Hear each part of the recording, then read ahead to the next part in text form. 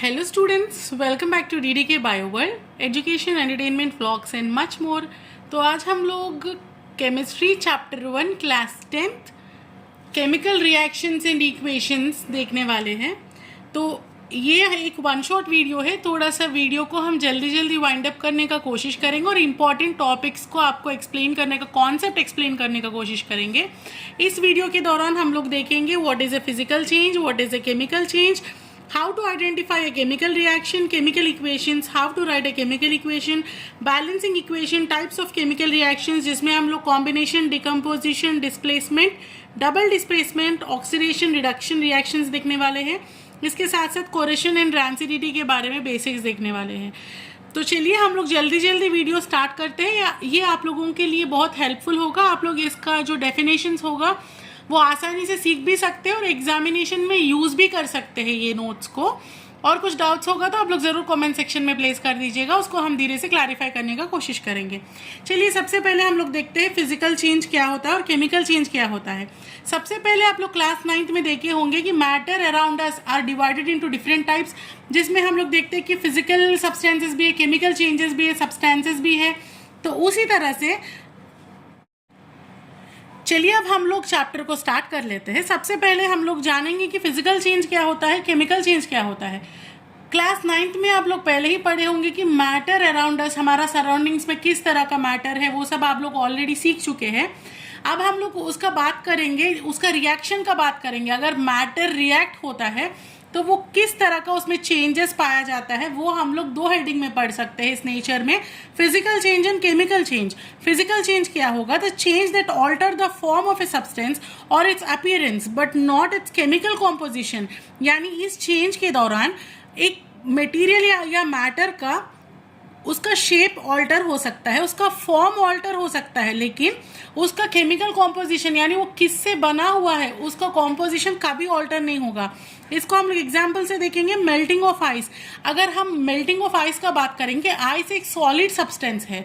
अगर उसमें कुछ चेंजेस होगा, मेल्ट करेंगे, उसको टेम्परेचर इंक्रीज करेंगे, वो धीरे धीरे मेल्ट होके वाटर यानी लिक्विड बनेगा, लेकिन उसका कॉम्पोजिशन यानी आइस में भी H2O ही रहेगा और वाटर में भी H2O ही रहेगा। सिर्फ हम लोग अगर देखेंगे इसमें क्या चेंज हो रहा है भाई, इसमें सिर्फ चेंज हो रहा है फिजिकल स्टेट का, यानी ये एक सॉलिड है एंड ये एक लिक्विड है। दैट मीन्स एक फिजिकल चेंज ऐसा चेंज है जहाँ पे एक सब्सटेंस सिर्फ उसका अपीयरेंस को ऑल्टर करते हुए हम लोग को दिखाई देगा, but not its chemical composition. Well, coming to the chemical change, the change that result in the formation of new substance with different chemical properties। यानी अनलाइक द फिजिकल चेंजेस, जब केमिकल चेंजेस होगा कोई भी substance में, उसका change इस तरह से होगा कि उसका पूरा केमिकल प्रॉपर्टीज बदल जाएगा। For example burning of would और पेपर, ये एक कॉमन एग्जाम्पल है जो हम लोग डेली ऑब्जर्व करते हैं। अगर हम लोग वुड को या पेपर को जलाते हैं, it would be in a solid state and जब वो जल जाएगा it turns into ashes and वो एशेस का कॉम्पोजिशन कंप्लीटली डिफरेंट होगा क्योंकि हम लोग उसको लाइट कर रहे हैं।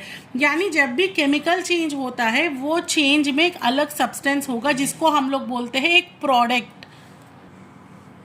अब हम लोग देखेंगे कि केमिकल रिएक्शन क्या होता है। जब हम बोल रहे हैं केमिकल चेंज में कुछ न्यू सब्सटेंस फॉर्म हो रहा है, तो ये सबको पता चलना चाहिए। जब भी एक सब्सटेंस में केमिकल रिएक्शन होगा, सबसे पहले दो सब्सटेंसेस को रिएक्ट करना जरूरी है।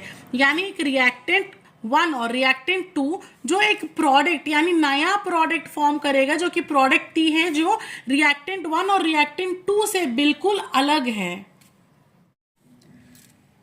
अगर इसका डेफिनेशन देखेंगे, the process in which one or more substances interact with each other to form a new substance. यानी एक केमिकल रिएक्शन होना होगा, उसमें एक या दो सब्सटेंस इंटरैक्ट होना होगा और उसके बाद it will turn into a new substance called product which will be different from the reactant 1 and reactant 2। आप इससे आराम से समझ सकते हैं एग्जाम्पल के साथ। C plus O2 gives rise to CO2, यानी carbon plus oxygen will give rise to carbon dioxide, यानी कार्बन डाइऑक्साइड फॉर्म होना होगा, कार्बन और ऑक्सीजन का जरूरत है। आप देखिए जब हम एक केमिकल रिएक्शन को रिप्रेजेंट करते हैं, ये जो स्टेट में है यानी कार्बन जो कि सॉलिड स्टेट में है प्लस ऑक्सीजन जो कि गैसियस स्टेट में है, ये दोनों रिएक्ट होके फॉर्म कर सकता है कार्बन डाइऑक्साइड जो कि गैसियस स्टेट में है। इस तरह से हम लोग रिप्रेजेंट कर सकते हैं। अब आगे आप लोग कोई भी केमिकल रिएक्शन होगा उसको कैसे रिप्रेजेंट करना है देख लेते हैं। How to write chemical equations, यानी कभी भी अगर हमको केमिकल इक्वेशंस लिखना होगा हम ऐसा ही नहीं लिख सकते हैं, ये एक प्री डिफाइंड तरीके से लिख सकते हैं। एक set of rules and regulations follow करना है जो पूरा वर्ल्ड फॉलो करता है। उसका बेसिक्स देख लेते हैं। कभी भी हम लोग को रिएक्टेंट्स को LHS यानी लेफ्ट हैंड साइड, RHS यानी राइट हैंड साइड, यानी कभी भी अगर हमको केमिकल रिएक्शन को रिप्रेजेंट करना है तब LHS लेफ्ट हैंड साइड में रिएक्टेंट्स को, RHS यानी राइट हैंड साइड में हमको प्रोडक्ट्स को लिखना होगा। और इन बिटवीन जब रिएक्शन हम दिखाएंगे एरोस यूज करके हम रिएक्शन को दिखा सकते हैं। और उसके अलावा हम लोग पूरा रिएक्शन को अगर बोलेंगे कार्बन, अगर मान लीजिए यही एग्जाम्पल अगर हम देखेंगे, कार्बन को अगर हम नॉर्मली लिखेंगे कार्बन और ये सॉलिड प्लस ऑक्सीजन, अगर इसमें भी बोलेंगे कि 2 मॉलिक्यूल्स ऑफ ऑक्सीजन, तो ये बहुत लेंदी हो जाएगा, समझने में देखने में भी हम लोगों को बहुत टाइम लगेगा। इसीलिए हम लोग क्या करते हैं, ये शॉर्ट फॉर्म्स यूज कर देते हैं। कार्बन C इसका सिंबल है, हम लोग पीरियोडिक टेबल में देख सकते हैं कि हर एक हम लोग जो भी कार्बन हो गया ऑक्सीजन हो गया हर एक एलिमेंट का हम लोगों को सिंबल मिल जाता है, तो उसको हम लोग यूज कर सकते हैं। सॉलिड यानी S यूज कर सकते हैं, एरो मार्क यानी रिएक्शन प्रोसीड हो रहा है वो यूज कर सकते हैं। यानी हम लोग शॉर्ट फॉर्म्स, फॉर्मूले राइटिंग यूज कर सकते हैं। शॉर्ट फॉर्म्स हमेशा यूज करके केमिकल रिएक्शन को रिप्रेजेंट कर सकते हैं। एक एग्जांपल देखिए, मैग्नीशियम प्लस ऑक्सीजन यानी जो रिएक्टेंट्स है gives rise to magnesium oxide यानी प्रोडक्ट्स। अगर इसको हम इस तरह से लिखेंगे बहुत लेंदी दिख रहा है, वही हम अगर रिप्रेजेंट करेंगे Mg plus O2 gives rise to MgO, यानी ये एक स्केलेटल इक्वेशन हुआ। मैं ये स्केलेटल इक्वेशन क्या है, अगर हम Mg plus O2 is equal to MgO लिख रहे हैं, यहाँ पे देख रहे हैं एक मैग्नीशियम का मॉलिक्यूल है, 2 ऑक्सीजन का मॉलिक्यूल है। यहाँ पर हमको क्या आ रहा है, एक मैग्नीशियम का मॉलिक्यूल और एक ही ऑक्सीजन का मॉलिक्यूल आ रहा है। यानी ये प्रोडक्ट जो फॉर्म हुआ वो अनसेफ है। अगर हम लोग अनस्टेबल प्रोडक्ट्स कभी भी फॉर्म नहीं होता है। आप याद रखे होंगे कि कभी भी never and ever mass can nether be created not destroyed, यानी यहाँ से जितना भी रिएक्टेंट्स रिएक्ट हो रहा है उतना प्रोडक्ट में आना ही चाहिए। ये रिएक्शन का ड्यूरेशन में ये मॉलिक्यूल्स का भले ही ये चेंज हो रहा है इनटू अदर सब्सटेंस, लेकिन वो सब कहीं लूज नहीं होगा according to the law of conservation of energy and mass. ठीक है, इसीलिए हम लोगों को अगर एक मैग्नीशियम मॉलिक्यूल रिएक्ट करके 2 ऑक्सीजन मॉलिक्यूल से रिएक्ट कर रहा है जाके, तब हम लोगों को यहाँ 2 ऑक्सीजन मॉलिक्यूल आना ही चाहिए। तो इसको स्टेबलाइज करना होगा, जिसको हम लोग बोलते हैं balancing any chemical equation. In nature कभी भी जो भी केमिकल रिएक्शन होता है वो बैलेंस्ड तरीके से होता है। अनस्टेबल प्रोडक्ट्स और रिएक्टेंट्स फॉर्म नहीं होगा, अगर फॉर्म होगा भी तुरंत वो लोग स्टेबिलिटी अटेन करेगा, यानी वो लोग हमेशा बैलेंस स्टेट में रहने का कोशिश ही करेगा। तो इसीलिए हम लोग को कोई भी रिएक्शन को बैलेंस करना होगा। बिफोर बैलेंसिंग वो रिएक्शन को हम लोग बोलते हैं स्केलेटल इक्वेशन, क्योंकि अगर हम ऐसा ही बोलेंगे कि मैग्नीशियम ऑक्सीजन रिएक्ट करके फॉर्म कर रहे हैं मैग्नीशियम ऑक्साइड, तो हम रिप्रेजेंट तो ऐसा ही ना करेंगे Mg प्लस O2 इसको गिव्स राइज टू MgO, जो कि एक स्केलेटल इक्वेशन है जिसको बैलेंस करना आगे जरूरी है। अगर इसको बैलेंस करना है, हम किस तरह से बैलेंस कर रहे हैं, अगर 2 मैग्नीशियम मॉलिक्यूल्स हम कर रहे हैं plus oxygen, 2 molecules of oxygen give rise to 2 molecules of magnesium oxide. आप देखते हैं यहाँ 2 मैग्नीशियम मॉलिक्यूल्स है, यहाँ पे 2 मैग्नीशियम है एंड 2 ऑक्सीजन है, यहाँ पे 2 ऑक्सीजन है। दैट मीन्स अभी एक बैलेंस्ड स्टेट में है, यानी 2 magnesium molecules plus 2 oxygen gives rise to 2 MgO, यानी 2 मॉलिक्यूल कहीं भी मतलब मॉलिक्यूल्स या एटम्स का लूज हम लोग नहीं देख रहे हैं। ये एक स्टेबल इक्वेशन है जिसको बोलते हैं बैलेंसिंग केमिकल इक्वेशन, जो CBSE क्वेश्चंस में बहुत ज्यादा इंपॉर्टेंट है। हर साल कहीं ना कहीं बैलेंस करने के लिए MCQs हो गया, शॉर्ट आंसर्स कहीं ना कहीं पूछना ही है ये क्वेश्चन को। और टेक्स्ट बुक में जितना एग्जाम्पल्स होगा वो सब हम एडवाइस करेंगे कि सारे बच्चे अच्छा से सीख लेंगे। और आगे बढ़ते हैं और एक एग्जाम्पल के साथ अच्छा से इसको समझेंगे बैलेंसिंग को। Why? Because it is very very important. Zinc plus sulphuric acid gives rise to zinc sulfate plus hydrogen. This is a reaction where zinc and sulfuric acid are reactants and they are giving rise to products zinc sulfate plus hydrogen. So ये reaction को हम फॉर्मूले writing में यानी short form में कैसे represent कर सकते हैं? Zinc that is Zn plus sulphuric acid that is H2SO4 gives rise to ZnSO4 plus H2. If suppose iron plus H2O gives rise to Fe3O4 plus H2. ये भी एक इक्वेशन है. अब इसका पहले हम लोग मॉलिक्यूल्स कैलकुलेट करके देखते हैं. जिंक 1 है, hydrogen 2 and SO4 molecules are sulphur 1 oxygen 4. ये इसका स्ट्रक्चर है. स्केलेटल इक्वेशन अगर हम लोग कंसिडर करेंगे, इस तरफ जिंक 1 S1O4 4 या SO4 भी पूरी तरह से कंसिडर करेंगे तो 4 देन H2 2. ये एक पूरी तरह से बैलेंस्ड इक्वेशन है. इसमें हम लोगों को कुछ आगे बैलेंस करने का जरूरत नहीं है. आप लोग देख पा रहे हो Zn plus H2SO4 gives rise to ZnSO4 plus H2. If suppose यही अगर हम दूसरा इक्वेशन का बात करेंगे, हमेशा जरूरी नहीं है कि हम लोग को बैलेंस्ड इक्वेशन ही मिलेगा. Fe plus H2O gives rise to Fe3O4 plus H2. अगर इसमें आयरन देखेंगे 1 Fe आयरन आप सबको पता है. यहाँ पे 1 मॉलिक्यूल ऑफ Fe है, 2 मॉलिक्यूल्स ऑफ H2, 1 ऑक्सीजन. अगर हम प्रोडक्ट साइड देखेंगे Fe3 फॉर्म हो रहा है यानी 3 मॉलिक्यूल्स. यहाँ पे 1 मॉलिक्यूल है, यहाँ पे 3 है एंड ऑक्सीजन का 4, हाइड्रोजन 2. दैट मीन्स आप देख पा रहे हो कि हाइड्रोजन भी अनबैलेंस स्टेज में है, आयरन भी अनबैलेंस स्टेट में है एंड सिर्फ H2 बैलेंस स्टेट में है. तो अब इसको हम लोगों को बैलेंस करना होगा. इसको हम लोग कंसिडर कर सकते हैं कि ये एक स्केलेटल इक्वेशन है. अब ये स्केलेटल इक्वेशन को आगे हम लोग को बैलेंस करना होगा. उसके लिए आप अगर देख पा रहे हो आयरन प्लस हम अगर 4 H2O लेंगे, 4 वाटर मॉलिक्यूल्स लेंगे, यहाँ पे 4 से मल्टीप्लाई करेंगे, 4 वाटर मॉलिक्यूल्स लेंगे. क्यों 4 वाटर मॉलिक्यूल्स लेंगे? वाई? बिकॉज यहाँ पे हमको 4O4 है यानी ऑक्सीजन मॉलिक्यूल्स 4 है. यहाँ पे हमको ऑक्सीजन मॉलिक्यूल्स 4 अटेन करना ही होगा. आ गया प्रोडक्ट में, लेकिन यहाँ पे ऑक्सीजन एक ही मॉलिक्यूल है. एक ऑक्सीजन मॉलिक्यूल 4 ऑक्सीजन मॉलिक्यूल्स तो दे नहीं सकता है, इसीलिए हम बैलेंस करने जा रहे हैं. तो यहाँ पे हम क्या करेंगे, पहले ऑक्सीजन को बैलेंस करने का कोशिश कर रहे हैं. सो 4 H2O से मल्टीप्लाई कर रहे हैं which gives rise to Fe3O4 plus H2. अब आगे देखते हैं कि आयरन का 1 मॉलिक्यूल है, हाइड्रोजन का 8 मॉलिक्यूल्स आ गए, ऑक्सीजन का 4, Fe3 हो गया, O4 हो गया, H2 हो गया. यानी अब यहाँ हम देखेंगे मेरा O जो है वो बैलेंस हो गया है, O4 जो है मेरा बैलेंस हो गया. अभी आयरन एंड H2 हमको बैलेंस करना बाकी है. तो चलिए इसको भी अब बैलेंस कर लेते हैं.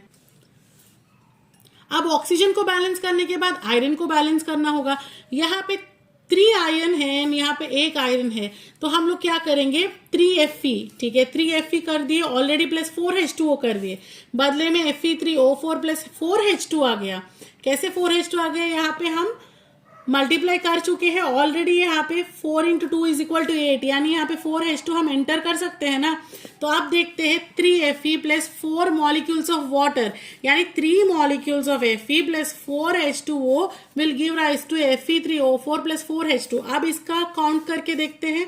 3Fe 8H2 4O4 3Fe 4O4 8H2 यानी ये पूरी तरह से बैलेंस्ड इक्वेशन है. समझ में आया होगा आप लोगों को. 3Fe प्लस 4H2 यानी ये एक सॉलिड है 3Fe जो कि आयरन एक सॉलिड है प्लस 4H2O जो कि गैशियस फॉर्म में हम ले रहे हैं. That will give rise to Fe3O4 solid plus 4H2 gas. यानी ये दो रिएक्टेंट्स, ये दो नया प्रोडक्ट्स हमको दिए हैं रिएक्शन कंप्लीट होने के बाद और ये एक बैलेंस्ड इक्वेशन है. इसी तरह से जब भी हम लोगों को कोई भी इक्वेशन आता है पहले हम लोगों को काउंट करना होगा कितना मॉलिक्यूल्स है और उसको बैलेंस करने के लिए पहले हम लोगों को रिएक्टेंट साइड देखना होगा कि कितना नंबर से हम मल्टीप्लाई करेंगे. नंबर से मल्टीप्लाई करना मतलब कितना मॉलिक्यूल्स रिएक्ट किया होगा ताकि उस तरह से उतना मॉलिक्यूल्स के साथ वो एक प्रोडक्ट नया फॉर्म हुआ होगा. ये ध्यान में रखते हुए आप लोगों को बैलेंसिंग देखना होगा. नेक्स्ट हम लोग बढ़ते हैं टाइप्स ऑफ केमिकल रिएक्शंस में. अब हम केमिकल रिएक्शंस का बात कर रहे हैं, कैसे रिप्रेजेंट करना है और किस तरह से उसको बैलेंस करना है, कैसे दिखाना है उसको रिप्रेजेंट करके. तब किस तरह का केमिकल रिएक्शंस होता है, कितना टाइप्स होता है, वो आपका टेक्स्ट बुक में सबसे पहला केमिकल रिएक्शन हुआ कॉम्बिनेशन रिएक्शन। आप सीबीएसई टेक्स्ट बुक फॉलो कर रहे हो तो combination, decomposition, displacement, double displacement, oxidation and reduction reactions दिया हुआ है, जिसमें सबसे पहले हम लोग कॉम्बिनेशन रिएक्शन देखते हैं। Synthesis reaction where 2 or more elements or compounds combine to form a single more complex compound is called as a combination reaction। यानी ये combination reaction को हम एक synthesis reaction भी बोल सकते हैं, जहाँ पे प्रोडक्ट्स में हम देख सकते हैं कि नया प्रोडक्ट का सिंथेसिस हो रहा है, वो भी एक कॉम्प्लेक्स कॉम्पाउंड का सिंथेसिस हो रहा है, जहाँ पे 2 or more elements और compounds, यानी 2 or more elements और compounds जो कि reactants है, they combine to form a single product which is more complex, यानी 2 रिएक्टेंट्स मिल करके मोर कॉम्प्लेक्स प्रोडक्ट को फॉर्म कर रहा है। एग्जाम्पल के साथ समझते हैं, एक बहुत इंपॉर्टेंट एग्जाम्पल है क्विक लाइम, जो आप लोग सब कोई जानते हैं क्विक लाइम के बारे में। CaO उसका केमिकल रिप्रेजेंटेशन है, ये एक सॉलिड है। क्विक लाइम अगर वाटर से रिएक्ट होगा that will form slaked lime. क्या फॉर्म करेगा? स्लेक्ड लाइम फॉर्म करेगा। उसका क्या फॉर्मूला होगा? CaOH plus heat. यानी यहाँ पे आप देख पा रहे हो 2 रिएक्टेंट्स एक मोर कॉम्प्लेक्स प्रोडक्ट को फॉर्म किया है और हीट एनर्जी को रिलीज किया है। ठीक है, ये एक सिंगल प्रोडक्ट है, इसीलिए हम लोग बोलते हैं ये एक सिंथेसिस रिएक्शन है। कॉम्बिनेशन रिएक्शन क्या है? एक सिंथेसिस रिएक्शन है। और एक एग्जाम्पल से इसको समझने का कोशिश करते हैं। CaOH एक्वियस स्टेट में, ये एक्वियस क्या होता है भाई? ठीक है, सॉलिड आपको पता है सॉलिड में है, लिक्विड पता है कि लिक्विड में है। अब ये AQ को क्या होता है? AQ का फुल फॉर्म होता है एक्वियस। एक्वियस मतलब अगर कोई भी सब्सटेंस डिसॉल्व स्टेट में प्रेजेंट रहेगा, आप कोई भी चीज को, जैसे मान लीजिए कि आप चीनी या नमक को मिला दे रहे हो पानी में, it will become a salt solution और शुगर सोल्यूशन। तो उसी तरह के एक सोल्यूशन, यानी अगर आप कोई भी एलिमेंट को किसी में डिसॉल्व कर रहे हो लिक्विड में, वो जो सोल्यूशन उसको बोला जाता है, उसको हम लोग AQ यानी एक्वियस बोलते हैं। जब कोई भी एलिमेंट या कोई भी मटेरियल डिसॉल्व फॉर्म में एग्जिस्ट होगा, उसको एक्वियस बोला जाता है। तो अगर हम कैल्शियम हाइड्रोक्साइड एक्वियस सॉल्यूशन लेंगे और कार्बन डाइऑक्साइड गैस से अगर ये रिएक्ट होगा, it will form calcium carbonate यानी CaCO3, जो कि एक सॉलिड है प्लस वाटर एक लिक्विड है। इसमें हम लोग देख पा रहे हैं कि वाटर तो फॉर्म हो ही रहा है, साथ में एक ऐसा प्रोडक्ट जो कि बहुत कॉम्प्लेक्स कॉम्पाउंड है फॉर्म हो रहा है बाय रिएक्टिंग 2 रिएक्टेंट्स। तो इसको हम लोग बोल सकते हैं कॉम्बिनेशन रिएक्शन। चलिए नेक्स्ट हम लोग आगे बढ़ते हैं डिकम्पोजिशन रिएक्शन के पास। ये ऑपोजिट है कॉम्बिनेशन रिएक्शन का, जहां पे कॉम्बिनेशन में सिंथेसिस हो रहा है। डिकम्पोजिशन में क्या होता है? अगर हम लोग बोल सकते हैं कि इसमें स्प्लिटिंग हो रहा है। फॉर एग्जाम्पल, अब इसका पहले डेफिनेशन देख लेते हैं। Process of simplifying a single chemical entity into 2 और मोर फ्रैगमेंट्स, यानी एक एंटिटी, एक जो रिएक्टेंट है वो प्रोडक्ट्स में सिंप्लीफाई हो रहा है, यानी स्प्लिट हो रहा है, डिकम्पोज हो रहा है। आप लोग बायोलॉजी में भी डिकम्पोजिशन रिएक्शन के बारे में पढ़े होंगे, जहां पे बैक्टीरिया जो है फूड आइटम को सिंप्लीफाई करेगा, डिग्रेड करेगा। उसी तरह ये भी यहाँ पे क्या हो रहा है, ये यहाँ पे हम लोग देख सकते हैं कि यहाँ पे सिंपल रिएक्टेंट एक कॉम्प्लेक्स प्रोडक्ट को फॉर्म कर रहा है, और इसको ऑपोजिट में यहाँ पे कॉम्प्लेक्स रिएक्टेंट जो है सिंपल प्रोडक्ट्स में स्प्लिट हो रहा है आगे। फॉर एग्जाम्पल लाइमस्टोन यानी CaCO3 गिव्स राइज टू, यानी अगर CaCO3 हीट को एक्सपोज करेंगे हम लोग, CaO प्लस CO2 यानी क्विकलाइम प्लस कार्बन डाइऑक्साइड में, ये क्या होगा? डिकम्पोज होगा। That is called as the decomposition reaction. अब आगे बढ़ते हैं displacement reaction. It is a chemical change where more reactive element displaces a less reactive element from a compound। यानी डिस्प्लेसमेंट मतलब अदला बदली, यानी एक का पोजीशन दूसरा ले लेना, उसको बोलते हैं डिस्प्लेसमेंट। फॉर एग्जाम्पल हम लोग देखते हैं iron plus CuSO4 aqueous solution, CuSO4 यानी copper sulphate gives rise to FeSO4 iron sulphate, यानी आयरन आके क्या कर रहा है, यहाँ जो कॉपर है उसका जगह ले रहा है, इसको बोलते हैं डिस्प्लेसमेंट। और बदले में कॉपर जो है बाहर आ गया, यानी यहाँ पे क्या हो रहा है, एक का जगह दूसरा ले रहा है, जिसको हम लोग बोलते हैं डिस्प्लेसमेंट रिएक्शन। आप लोग एग्जाम पॉइंट ऑफ व्यू ये बहुत बेसिक है, और ये सारा डेफिनेशंस का नोट्स यहाँ से ले सकते हैं, और कुछ डाउट्स होगा तो हमको मेल या कमेंट सेक्शन में मेंशन करेंगे, तो डिटेल डिस्क्रिप्शन हम प्रोवाइड करेंगे। फिर एक बार रिपीट करते हैं, it is a chemical change where more reactive element मतलब अब मान लीजिए कि दो लोग लड़ रहे हैं, जिनके पास ज्यादा ताकत होगा वही ना जीतेंगे आगे। तो उसी तरह जो एलिमेंट बहुत ज्यादा रिएक्टिव है वो एलिमेंट क्या करेगा, एक लेस रिएक्टिव एलिमेंट को डिस्प्लेस करेगा, यानी उसको भगा देगा और उसका जगह ये ले लेगा। ऐसा आप लोग को याद रखना होगा। जो उसके पास ज्यादा ताकत होगा, जो मोर रिएक्टिव है, वो कम ताकतवर यानी लेस रिएक्टिव एलिमेंट का जगह ले करके वो एलिमेंट को फ्री कर देगा। Example Fe + CuSO4 gives rise to FeSO4 + Cu। अब डबल डिस्प्लेसमेंट देखते हैं।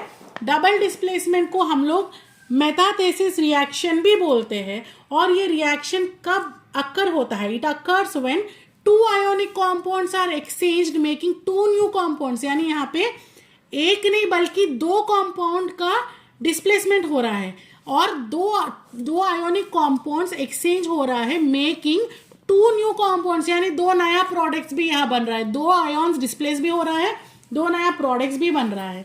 एक एग्जाम्पल के साथ देखते हैं, Na2SO4 यानी sodium sulphate plus barium chloride BaCl2 gives rise to BaSO4 barium sulphate plus 2NaCl sodium chloride. यानी यहाँ पे हम लोग देख पा रहे हैं, यहाँ पे SO4 यानी सोडियम की जगह बेरियम ले रहा है और बेरियम की जगह सोडियम ले रहा है। ऐसा क्यों हो रहा है भाई, क्योंकि बेरियम सोडियम से, ये जो हम लोग BaSO4 देख रहे हैं, यानी सल्फर के साथ बेरियम मोर रिएक्टिव है, यानी इसके साथ ये जल्दी कंबाइन हो सकता है, ये मोर रिएक्टिव एलिमेंट है। और बदले में क्या हो रहा है, NaCl जो कि फ्री हो जा रहा है, क्लोरीन के साथ कंबाइन हो जा रहा है। अब हम बार बार बोल रहे हैं कि मोर reactive element, less reactive element. अब कैसे पता चलेगा इतना सारा एलिमेंट्स में कि मोर रिएक्टिव क्या है, लेस रिएक्टिव क्या है? पीरियोडिक टेबल में ऑलरेडी असाइन किया गया है कि कौन सा मोर रिएक्टिव एलिमेंट है, कौन सा लेस रिएक्टिव एलिमेंट है। ये ऑलरेडी प्री डिस्क्राइब्ड है, बहुत कोई इसके ऊपर वर्क करके पहले ही हम लोग को समझा चुके हैं कि ये मोर रिएक्टिव होता है, इसके साथ ये एलिमेंट ज्यादा रिएक्टिव होगा। लेकिन लिटरली सारा चीज याद रखना बहुत ज्यादा मुश्किल है, इसीलिए जो आपका टेक्स्ट बुक में एग्जाम्पल्स ज्यादा अपीयर हो रहा हो, जो आपका टेक्स्ट बुक है हिसाब से अगर हम देखेंगे, तो अगर ये सीरीज को हम याद रख पाएंगे तो इसका मतलब हम कोई भी एग्जाम्पल जो एग्जामिनेशन में अपीयर होगा वो सारा एग्जाम्पल्स को हम लोग सॉल्व कर सकते हैं। अगर हम देखेंगे potassium, sodium, calcium, magnesium, aluminium, zinc, ferrum, tin, lead, copper, mercury, silver, gold, इसका अगर हम याद रखेंगे, अगर नीचे से ऊपर हम लोग लाइन से याद रखेंगे, नीचे तरफ जो है ये लेस रिएक्टिव एलिमेंट्स है, यहाँ से रिएक्टिविटी जो है इंक्रीज होते रहेगा और मोस्ट रिएक्टिव एलिमेंट पोटेशियम होगा। ये टेबल अगर आप लोग याद रखेंगे तब आप लोगों को समझ में आएगा कि कौन सा मोर रिएक्टिव एलिमेंट है, कौन सा लेस रिएक्टिव एलिमेंट है, जिसको यूज करते हुए आप लोग अपना एग्जाम्पल्स जो CBSE टेक्स्ट बुक में दिया हुआ है उसको आराम से आप लोग सॉल्व कर सकते हो। अब देख लेते हैं ऑक्सीडेशन एंड रिडक्शन रिएक्शंस के बारे में। एडिशन ऑफ ऑक्सीजन और removal of electrons is called as oxidation reaction और रिमूवल ऑफ ऑक्सीजन और addition of electrons is called as reduction reaction. यानी ऑक्सीडेशन और रिडक्शन रिएक्शन हम कैसे याद रखेंगे? ऑक्सीडेशन, जहाँ पे ऑक्सीजन सुनाई दे रहा है, जब ऑक्सीजन मॉलिक्यूल ऐड हो रहा है उसको हम ऑक्सीडेशन बोल रहे हैं। जब ऑक्सीजन मॉलिक्यूल रिमूव हो रहा है उसको हम रिडक्शन बोल रहे हैं। उसको हम रिमूवल ऑफ इलेक्ट्रॉन्स भी बोल सकते हैं, एडिशन ऑफ ऑक्सीजन या रिमूवल ऑफ इलेक्ट्रॉन्स, और vice versa removal of oxygen and addition of electrons is called as reduction. और अब ये रेडॉक्स रिएक्शंस क्या है? जहां पे ऑक्सीडेशन और रिडक्शन दोनों होगा, यानी एक एलिमेंट ऑक्सीडाइज होते रहेगा वही रिएक्शन में और दूसरा एलिमेंट रिड्यूस होते रहेगा, उसको हम लोग रेडॉक्स रिएक्शन बोलते हैं। इससे पहले हम लोग ये एग्जाम्पल्स को समझ लेते हैं, तब आपको समझ में आएगा रेडॉक्स क्या हो जाता है। Copper plus oxygen gives rise to, आप देख पा रहे हो 2CuO, यानी 2 molecules of copper plus 2 oxygen gives rise to 2CuO। यही एग्जाम्पल में हम बोल रहे हैं कि यहाँ पे ऑक्सीजन का एडिशन हो रहा है, यानी ऑक्सीडेशन रिएक्शन हो रहा है। यहाँ पे हम ये एग्जाम्पल को देख रहे हैं ऑक्सीडेशन रिएक्शन में। इसी एग्जाम्पल को देखिए, CuO plus H2 gives rise to Cu plus H2O। यहाँ पे क्या हो रहा है, CuO जो यहाँ पे हम लोग प्रोडक्ट देख रहे हैं उसमें अगर हाइड्रोजन को हम ऐड कर रहे हैं then what is my product, Cu plus H2O ये मेरा प्रोडक्ट है। तो इसमें जो हाइड्रोजन है वो ऑक्सीडाइज हो रहा है। हम ये एग्जाम्पल देख रहे हैं रिडक्शन रिएक्शन के लिए, ध्यान रहे कि हम ये एग्जाम्पल देख रहे हैं रिडक्शन रिएक्शन के लिए। जब हम रिडक्शन रिएक्शन बोल रहे हैं तो यहाँ पे तो CuO जो है वो तो रेड्यूस हो रहा है क्योंकि ऑक्सीजन यानी रिमूवल ऑफ ऑक्सीजन एटम को हम लोग रिडक्शन बोल रहे हैं। तो यहाँ से ऑक्सीजन चला जा रहा है तो हम बोल रहे हैं ये रेड्यूस हो रहा है। अगर हम ये प्रोडक्ट्स को ऑब्जर्व करेंगे गौर से, ये जो हाइड्रोजन है it is converted into water, यानी यहाँ पे ऑक्सीजन ऐड हो रहा है, यानी ये तो ऑक्सीडाइज भी हो रहा है ना। तो यानी यहाँ पे हम देख रहे हैं कि ऑक्सीडेशन भी हो रहा है, रिडक्शन भी। जब जनरली रिडक्शन या ऑक्सीडेशन रिएक्शंस होता है, अगर वो रिएक्शन में कोई भी एक रिड्यूस होता है तो दूसरा एक तरफ से हम लोग देख पाएंगे कि एक ऑक्सीडाइज भी होता है, क्योंकि ये ऑक्सीजन मॉलिक्यूल जो रिड्यूस हो रहा है, ये ऑक्सीजन निकल रहा है ना, तो ये किसी से तो कंबाइन करेगा ही, तो इसका मतलब ये ऑक्सीडाइज भी हो रहा है। इसको हम लोग रेडॉक्स रिएक्शंस बोलते हैं। अब समझ में आ रहा होगा आप लोगों को व्हाट आर रेडॉक्स रिएक्शंस। अब चलते हैं कोरोजन के बारे में। ग्रेजुअल डिग्रेडेशन और deterioration of materials usually metals over time, इसको बोलते हैं कोरोजन। इसको आप सिंपली डेली आप ऑब्जर्व करते हैं, रस्टिंग ऑफ आयरन। अगर आप कोई भी लोहा को बाहर छोड़ देते हो, सब बोलते हैं कि जंक लग रहा है, वो जंक क्या होता है, it is nothing but rusting. वो रस्टिंग प्रोसेस यानी कोई भी मेटल को, जनरली मेटल या कोई भी मटेरियल को आप छोड़ दोगे और वो धीरे धीरे डिग्रेड होगा, यानी वो धीरे धीरे खराब होते जाएगा ओवर टाइम, उसको हम लोग बोलते हैं कोरोजन रिएक्शन। जो कि एटमॉस्फेयर में जो भी एलिमेंट्स प्रेजेंट होगा, मॉइस्चर प्रेजेंट होगा, उससे वो मेटल रिएक्ट होते रहेगा और धीरे धीरे वो डिटोरिएट होते रहेगा। उसका बेस्ट एग्जांपल है rusting of iron. And rancidity के बारे में पढ़ते हैं। ये एक प्रोसेस है where oils and fats in food material degrade due to oxidisation leading to change in taste and smell. यानी यहाँ पे ऑयल्स एंड फैट्स, जो भी फूड मटेरियल में ऑयल्स एंड फैट कंटेंट ज्यादा होगा, अगर ओवर टाइम हम लोग उसको छोड़ देंगे कहीं भी, वो धीरे धीरे अगर डिग्रेड होना शुरू करेगा, डिकम्पोज होना शुरू करेगा और ऑक्सीडेशन रिएक्शंस उसमें होते रहेगा, leading to change in taste and smell. For example change in taste of old potato chips, ये आप लोग ऑब्जर्व किए होंगे। हम लोग हिंदी में बोलते हैं कि महरा गया है। वो क्या होता है, अगर जितना पुराना होते रहता है धीरे धीरे वो एटमॉस्फेयर से रिएक्ट होते रहेगा और डिटोरिएट होना स्टार्ट करेगा, डिग्रेड होना स्टार्ट करेगा। उस प्रोसेस को हम बोलते हैं रैंसिडिटी। होप आप लोगों को ये चैप्टर का सारा बेसिक जो भी पॉइंट्स होगा वो समझ में आया होगा, उसका डेफिनेशन यहाँ पे मिल गया होगा। और ये वीडियो आपको एक रिवीजन वीडियो के जैसे काम आएगा, जहाँ पे एग्जामिनेशन पहले एक बार आप जरूर रिवाइज कर सकते हैं। इसके अलावा ये चैप्टर से हर साल क्वेश्चन आना मैंडेटरी है एंड स्पेशली बैलेंसिंग में क्वेश्चंस रिपीट होता ही है।